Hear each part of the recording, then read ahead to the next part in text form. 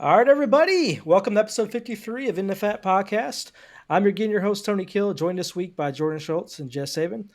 We did let Jess back into the podcast. I know if you heard our podcast on Sunday, Jess was suspended for his terrible takes on picking against Notre Dame, but we feel like he's learned his lesson at this point. So he's going to continue through. We'll talk a little bit more about the Notre Dame game here, throughout the podcast for Jess' enjoyment. All right. So today we're going to be previewing Week 7 of the college football season, talking about which is going to be a great set of matchups on paper, and give our predictions on those matchups. We could jump into news first. Not a lot out there. I will say, give a quick update on Mike Hart. I believe he is back in Ann Arbor, and the latest update, unless there's something that came in since then, is that he is trending in a positive direction, and he will be joining the team again soon. So we hope he's healthy and everything's good there with Mike Hart. They really haven't said what was wrong, so I'm sure that will come out later. As far as firing goes, there was no head coaches firing that I saw this week, but Rutgers did fire their offensive coordinator, Sean Gleason. So, Jess, our resident Rutgers fan, and you think this will move the needle in the offense, you think?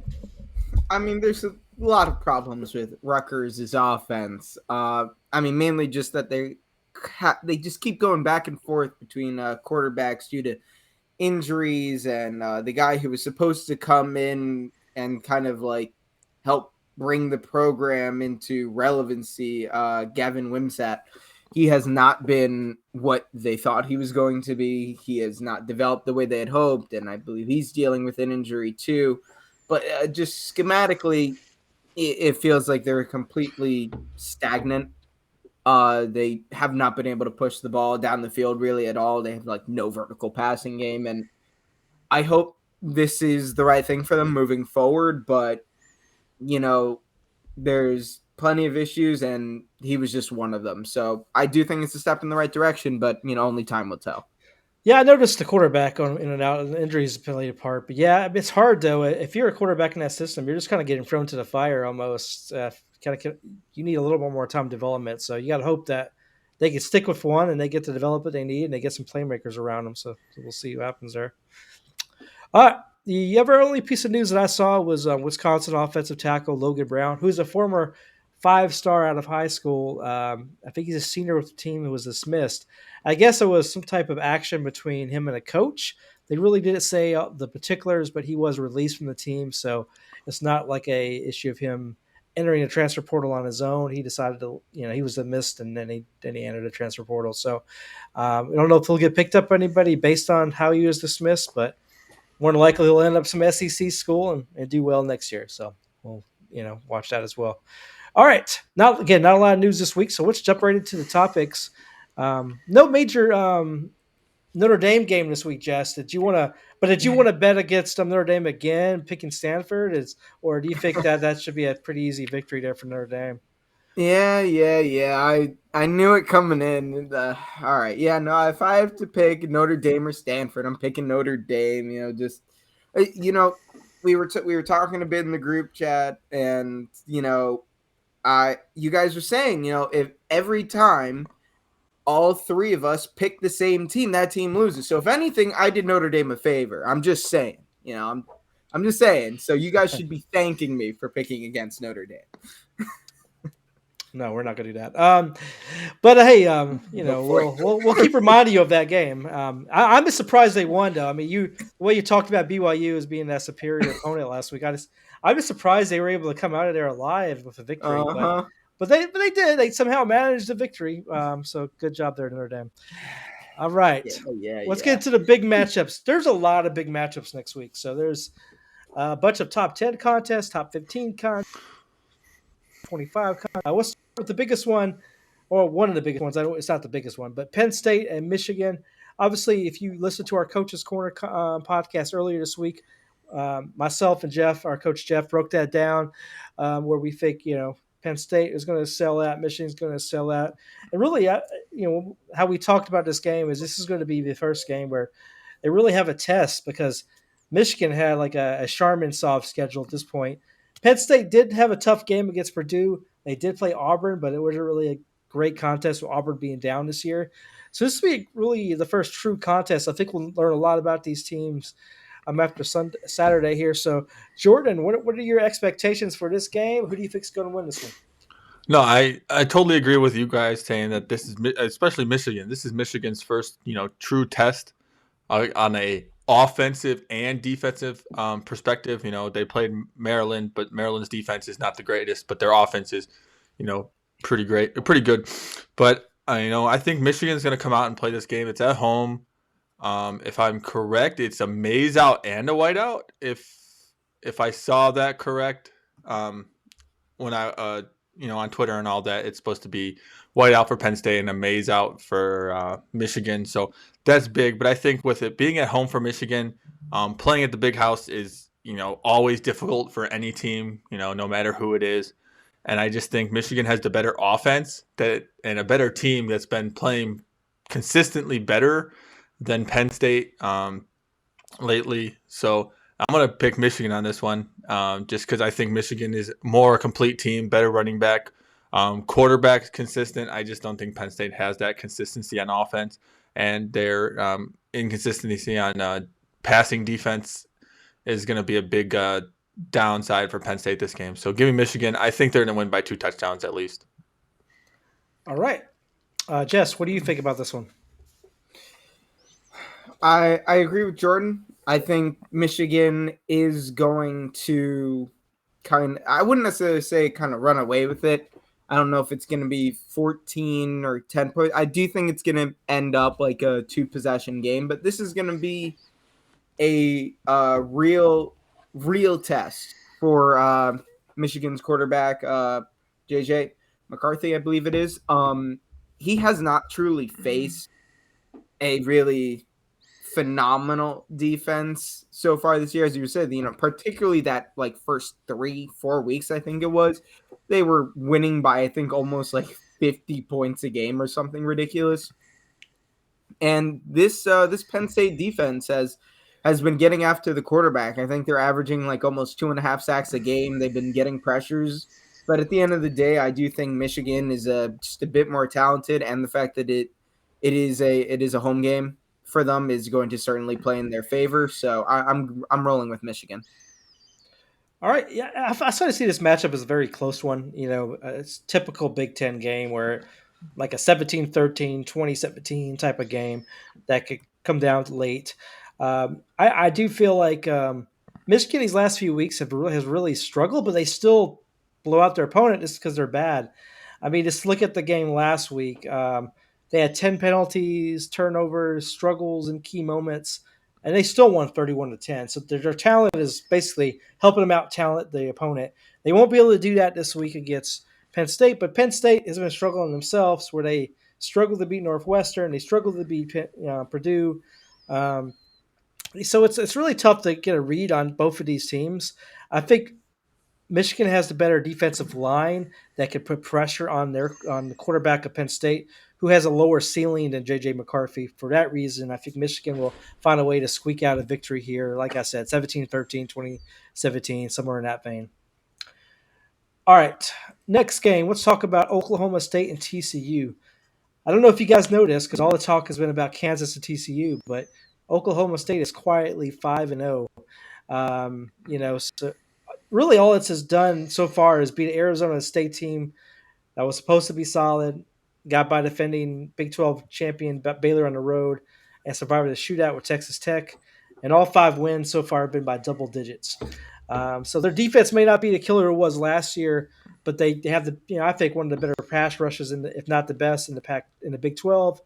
No one in the nation is generating more tackles for loss, and their run D isn't allowing much of anything. So, you combine that with their offense playing pretty well, you would think, all things considered, you would pick Oklahoma State, but TCU has been so dynamic with the offensive side playing well at times on defense. So that being said, just tough matchup here. I think very similar, solid teams.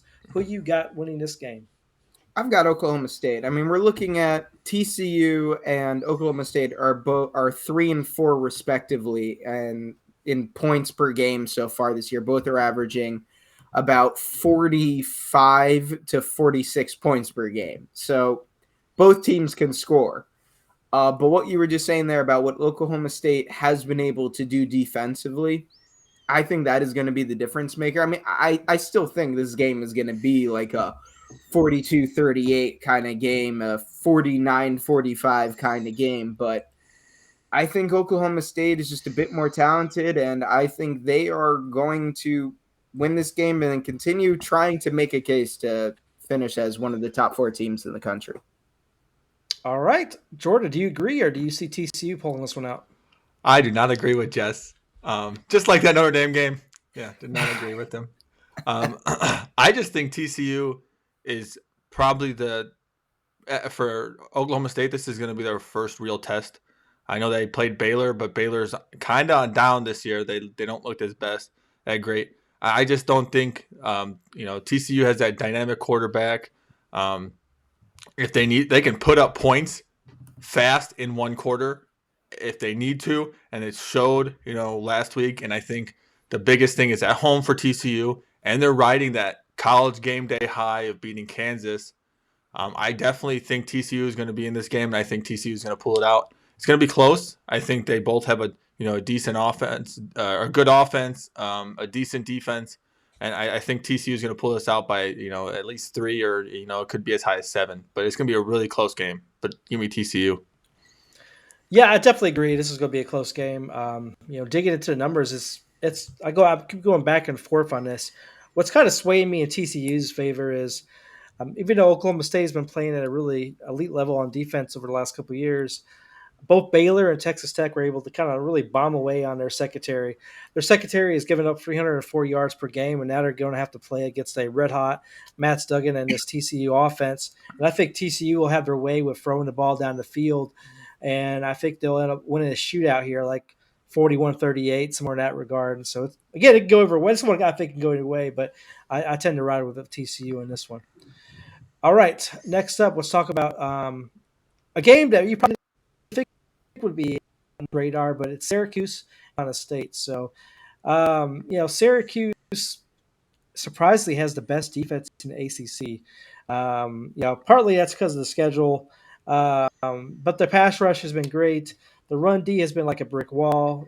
And again, I don't think North Carolina State's offense is really high powered right now. You don't know if Devin Leary is actually going to be able to play in this game. Unless that's been announced. I don't know if it's been officially announced if he is out or if he's playing. But especially if Devin Leary is out, I don't against this pretty good defense. That's going to be a challenge for North Carolina State. On the other hand, obviously North Carolina State offense might not be as explosive, but it's finding a way to keep things going. You thought it was going to lose last week with Devin Leary went out, but it found a way to win against Florida State. They looked decent against Clemson. They didn't get blown out. And so, again, very close matchup here. But, Jordan, who do you like coming out of this one? Do you like North Carolina State or do you like Syracuse? If Leary is out, then I got Syracuse. I just think Syracuse has the better offense, especially with NC State's backup quarterback is not the best, and I kind of showed the last couple weeks for them. Without their starter, NC State looks kind of lost, and I think Syracuse has the better running back, better quarterback right now, better defense. I'm going to take Syracuse. Being at home again, these home, especially close teams like this, I think the home field advantage is huge, and I think Syracuse is going to pull this one out. I think it's going to be a lot, more one-sided than people are going to think. Especially if Devin Leary's out. I don't think NC State can handle Syracuse's run game and their pass game. The combination of them both, they're really dynamic in that, and they're really, they can, when they have to run the ball, they can run the ball, but when they have to pass the ball, they can. And that's I think that's scary for a lot of teams to deal with. Their balance on pass and run, is huge, and I think Syracuse is going to pull this one out by at least 14. I think Syracuse's offense and their defense is going to, be able to carry and stop this NC State offense, especially if Devin Leary's out and they rattled that backup quarterback early. All right, Jess, do you agree, or are you thinking North Carolina State finds a way to win this one as well? I agree with Jordan, especially if Leary is out. I mean, these are both, I think, top 20 defenses statistically, giving up anywhere from about 14 to 16, 18 points a game. So, right, yeah, again, Syracuse, that could be a bit more due to schedule. But if Devin Leary is out, I do not see NC State being able to overcome a surprisingly good Syracuse team. I mean, this is a battle of top 25 matchups. It's going to be at home for Syracuse. Just things are going in Syracuse's favor heading into this game, and I don't see them losing this one. Interesting. You both picked against the good old boys in North Carolina State. It's a shame. As a Pirates fan, that feels good. So, to me, diving into this, Syracuse might be unbeaten, but it took a clutch late throw to get by Purdue. That's really been it. I mean, they beat Virginia and Louisville, and that's not really, to me, that's not a big deal this year. Going to UConn isn't really a true dangerous road game. I think North Carolina State is going to find a way to power its way through. I feel like the offense of Syracuse is just okay, but I think the North Carolina State defense is good enough to slow them down, and I think find a way to win a real ugly Big Ten type game like 13-10, something ugly like that. But I think North Carolina State prevails in this one. All right, let's talk about the potential game of the week, and that's Alabama at Tennessee. So obviously, Tennessee has the best offense in the country, or arguably the best offense in the country between them and Ohio State. They can score at will, it seems. Their defense is actually better than most people think. I think Hendon Hooker is this, as probably a Heisman favorite at this point. And I think he could actually challenge those, I would say right now, shaky Bama corners as Texas did. Think of Xavier Worthy with Texas and how they were able, with Quinn Ewers was in the game, how they were able to kind of dominate those corners. I think something similar can happen here at Tennessee where they can really make this a shootout, which is what Alabama doesn't want. So in that case, Jess, who are you picking here? Do you think the Evil Empire gets knocked off this year, or do you think they find a way to get this done? This is a tough one because I really do want to pick against Bama here, but I feel like picking against Nick Saban historically hasn't gone well for people. That being said, I mean, again, like you were saying, Quinn Ewers was in that game against when Bama was playing Texas. He was kind of having his way with that Alabama secondary. That's a mouthful. But I think Alabama's gonna win this one, but I think it's gonna be tight. They have not done well against strong passing attacks this year. It's like their one real weakness on that defense. And Tennessee is second in the country in big play passing, only behind Ohio State. I believe that's passes of 30 yards or more down the field. Hooker has been doing phenomenal this year. I don't think he has a single turnover. At least he doesn't have any interceptions. So he's got that perfect touchdown interception ratio. And it is in Knoxville. This is at Tennessee. So those fans are going to be going absolutely nuts. It's been 15, 16 years since Tennessee has beaten Alabama, and those fans, they want this so badly. But I do think Alabama is going to narrowly win this one. All right, Jordan, do you agree, or are you going against the grain here? I'm going against the grain. Tennessee offense is hot right now. Dropping 40 points on an LSU team. Yes, they're on a down, but their defense and their secondary has always been consistent and good. But dropping 40 on them is something, on top of it. So, Tennessee's offense looks good. Their front line on defense against the run is really good. And I think the biggest thing going for Tennessee also right now is, Bryce Young might be out this game. He's still hurt. We don't know if he's 100%, but with his injury that he had, I'm pretty sure he sprained something in his shoulder, and it's his throwing shoulder. So, it's huge, kind of thing. If you don't have Bryce Young, that's it's a different game against the quarterback that is still young and playing.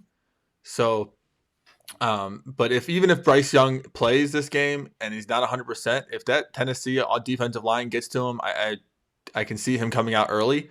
So I think Tennessee's offense can outscore Alabama, especially in with their defense being kind of down this year. Especially against seeing like the Texas game winning by 1 point against Quinn Ewers kind of had his way until he got hurt. Texas A&M having kind of their way against Alabama, they just kind of look lost without their Bryce Young at 100%. So Tennessee, I definitely think it's going to be close, but I think Tennessee's going to pull this one out. You're braver than me, Jordan. I am not. Tennessee is hot right now offensively. And picking against Nick Saban, though, like it feels like it's trying to pick against Bill Belichick. Like all of these things, it's like everything you just said was 100% correct with all these great things about Tennessee.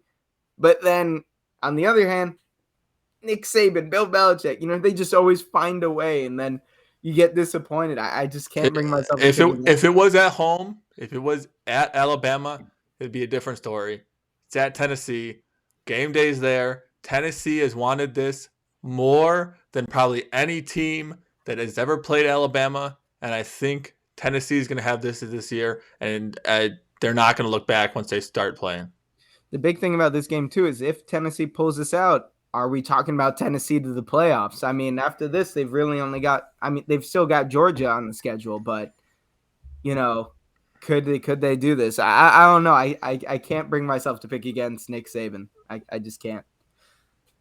I'm hoping I'm wrong, though. I am hoping I'm wrong. So I am going with Alabama on this one.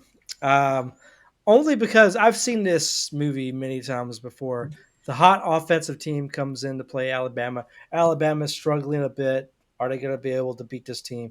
And that is usually when Alabama just absolutely destroys that other team.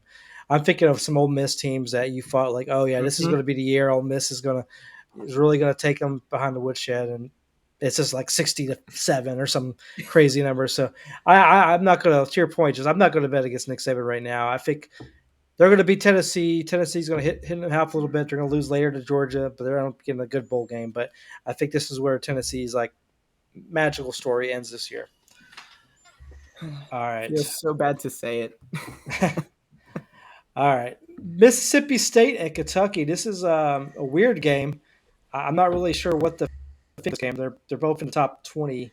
I'm not sure they should be, but Mississippi State, it surprised me. I think a couple weeks ago I mentioned that maybe they need to look at a different head coach in Mississippi State because I don't know if they have the right one there. And all they've done since then is have not lost. So I guess I gave Mike Leach some motivation to go on this winning streak. But they've looked good. They beat Texas A&M. They won last week. Kentucky's coming off a loss to South Carolina. Is Will Levis going to play? You don't know.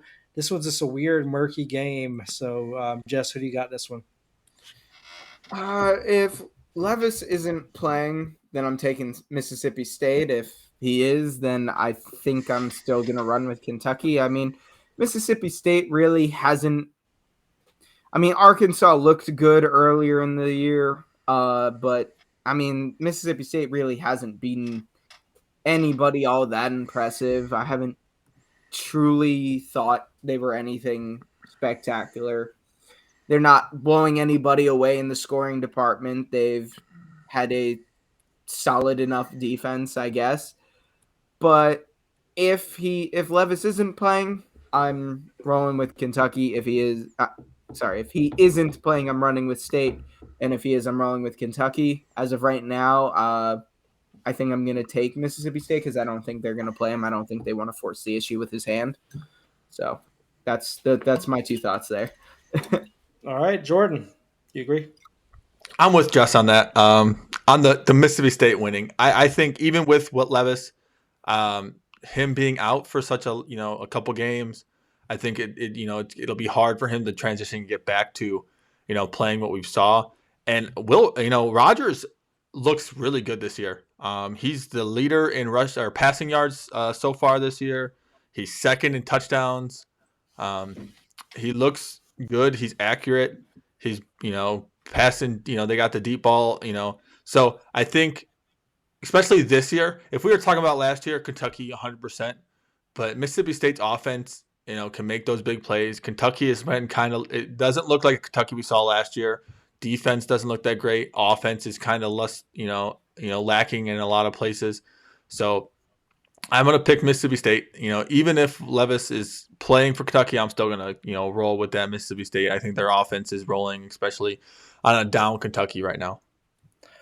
Yeah, I tend to agree with you guys. I think Mississippi State's going to win, which means, as we said before, Kentucky's probably going to win this game. But I think Mississippi State is actually, surprising to me, a real physical team this year.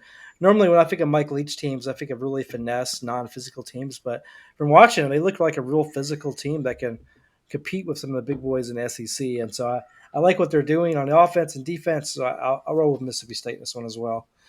All right, let's talk about Clemson and Florida State next. So, obviously Florida, Clemson's coming in, just getting their swagger back. They're playing really good defense. At times the offense looks good. At times it looks like it did last year. So you never quite know what you're going to get. But my question would be, can Jordan Travis, take advantage of this Clemson secondary? If you think of that Wake Forest game, Wake Forest, threw the ball over the field. Can he do what they did? I think Travis has the ability to get going with the mid-range throws, and he's really deadly when he gets in that rhythm. And I know you've been a big fan of his, Jordan. So I think he has the ability to do that. I guess my question is, can their defense do enough to stop this Clemson offense, which has a little more talent than that they do? So, Jordan, what would you say you think is going to happen in this one? I mean, I know I've been riding Jordan Travis. He's having a great year so far, especially how, young he is. But I'm going to pick Clemson on this game. I just think Clemson's front line on defense is still dominant, and I think they're going to, really key up and get on to Jordan Travis, early and, often in this game. And I think Clemson's offense can still score. I know that they didn't play, their defense didn't play that well against Wake Forest, but if you look at the schedule combined, like the Florida State and Clemson, they played Wake Forest. Florida State also played Wake Forest, and they lost 31-21. And I would think Clemson and Wake Forest, especially right now for Clemson, have the kind of same secondary. So giving up the big plays. So I'm going to pick Clemson. I think Clemson's going to go into Florida State and dominate. I think their offense right now is still looking good. Their defense, if players are back, I think they're healthy. I think their defense is going to do a lot of things in this game, and I just don't think Jordan Travis is going to be able to compete right, especially this year.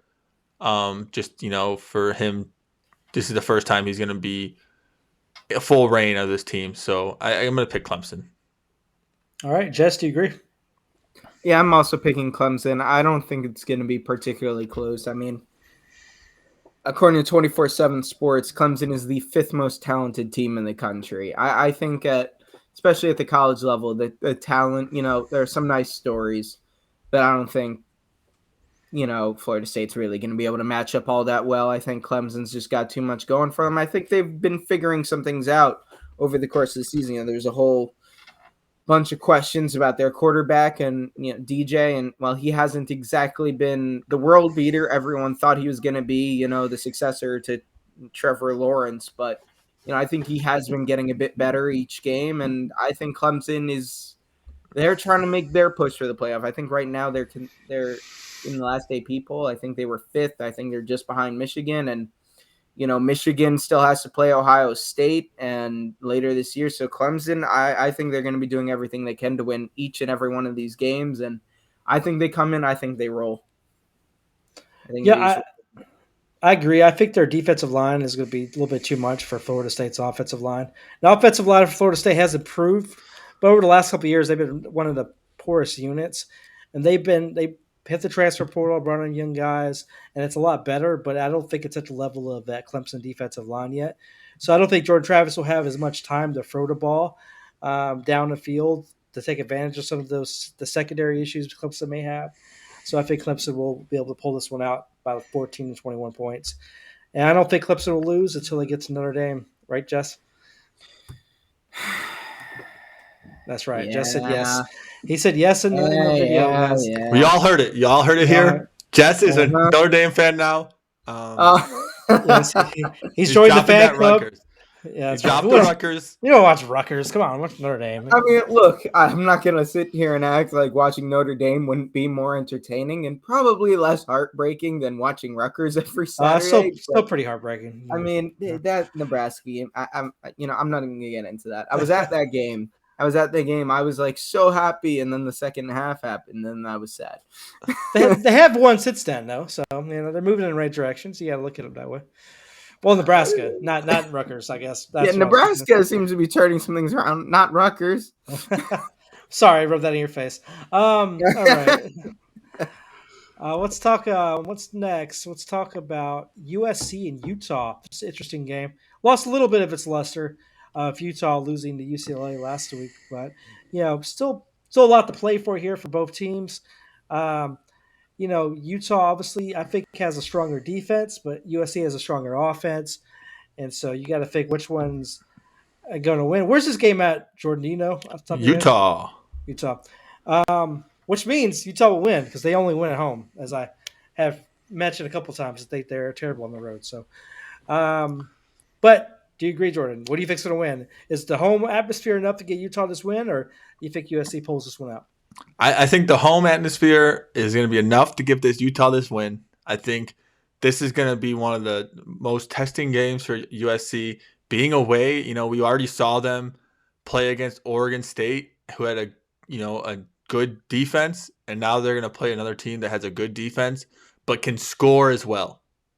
So I think Utah is going to be able to hold off USC's offensive passing attack and everything. And I think even with that loss last week against UCLA, and I've heard a lot of things UCLA, a lot of people are saying they're the favorites right now in the Pac-12 because they're the ways they've been winning. So that's okay loss. And, like you said, they're bad away, but they're at home against the USC defense that's not that great. So give me Utah. All right. Jess, what do you say? I came on this show last week and I was talking about how much I loved USC. And I do still really like USC, particularly with what they have moving forward. That being said, I was listening to Joel Klatt on Fox Sports, and he brought up this really good point about what football is a game of matchups. And he was talking about what is the one thing that Utah does more than anybody else in the Pac-12, run the ball. They average 39 rushing attempts a game. And the main aspect of USC's defense that they're not good at is run defense. They give up like 4.5 yards per carry.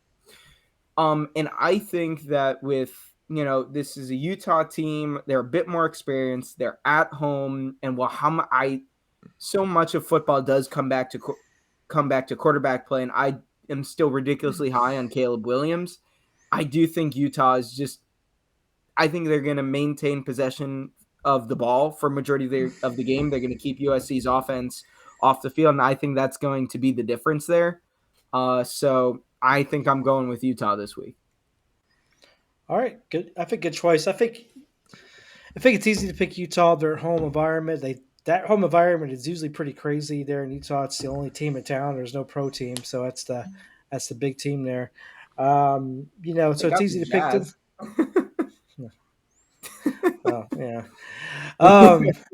They do. They do have the Jazz. Sorry, Jazz. Even though they traded all their players, so their team sucks right now. But we'll talk about that in a future basketball podcast. So I think I could see Utah winning this way, but I could also see USC just figuring out a way to win. They've been doing that all year. But your point, I like the Utah running game, and so I think Utah will end up finding a way to win by 7 to 10 points. Give the first loss to Lincoln Riley there in USC. All right. There's a lot of other games, so I'm going to go through them really quickly, and then I'll get you guys' thoughts on anything that stands out to any of these games. So first up, we have Minnesota at number 24, Illinois. To me, Minnesota's been up and down. Illinois has been playing more like a Wisconsin than Wisconsin has with Brett Bielema there. So I think it's going to be an interesting matchup to see, who has the potential to win that Big Ten West. So this is a really key game there. You have Iowa State at Texas. Iowa State plays the best defense in the Big 12. they're going against probably the best offense or one of the best offenses in the Big 12 in Texas. So which one will win? This is in Texas, so you got to give the little bit of edge to Texas there the way they've been playing, but you never know. Iowa State makes things difficult for teams. Auburn, plays number 9 Ole Miss. This should be an easy win for Ole Miss, but again, you can never count out Auburn. They show up in some weird games, just like they did against Alabama last year. You have number 19 Kansas at Oklahoma. Jalen Daniels looks like he's out for the season or at least for a couple games. So, obviously they have a pretty good backup behind them. Can Oklahoma stop them at all? This will be an interesting test. If Oklahoma loses this game, I think Brett Bielema might be in trouble because that'd be 4 losses in a row, especially if they get blown out. Then you have Vanderbilt and number 1 Georgia. Should it be much of a contest? If it's close, then we continue to talk about those issues Georgia's has. And then I just wanted to mention number 25 James Madison. They're in the top 25. They play Georgia Southern, Clay Helton's team. So that should be an interesting matchup that I think James Madison should be able to pull away and win. So out of those matchups, anything stand out to you, Jordan? Like you said, the Illinois-Minnesota game, big, deciding of who comes out of their conference, their side of the conference. But if you look at the stat-wise, quarterback plays, they're kind of the same. But, running back, I think Illinois, they have the number 1 running back in the country right now. He has 879, rushing yards. Illinois is running like crazy, and I think they're gonna, be able to take Minnesota, especially early, especially with this run game, is going to wear them down.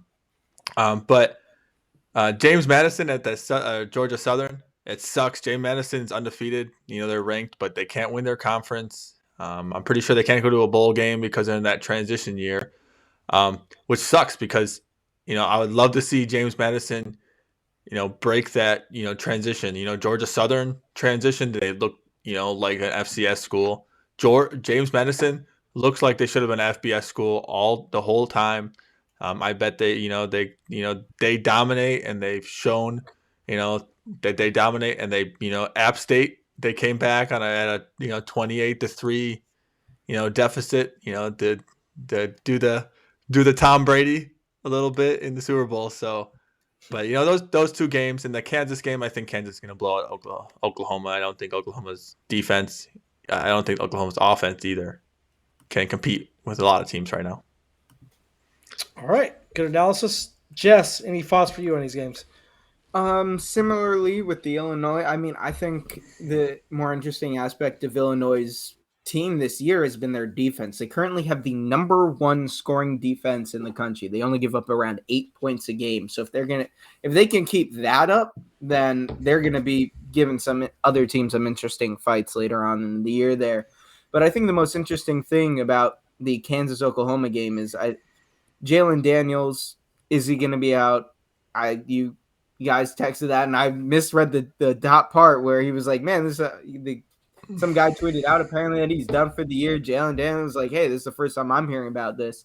So I think he will be out this game. And if Oklahoma can't even keep it close, forget win, if they do get blown out, then that is going to raise some interesting questions about their head coach going forward. I went earlier to the NFL, going back there now. Matt Rule just got fired, and he was the Baylor head coach not too long ago, and he had them competing quite well. So do, those Oklahoma boosters, they look to buy out the contract, check things out with outside of what they currently have in Venables. But other than that, Ole Miss should roll. I expect Texas, honestly, to roll. Quinn Ewers looks, that offense with and without him, it is kind of night and day. So I think all things considered, Georgia should not have a close game against Vanderbilt. If it's even close, do we have to talk about, does Georgia even belong in that top 4?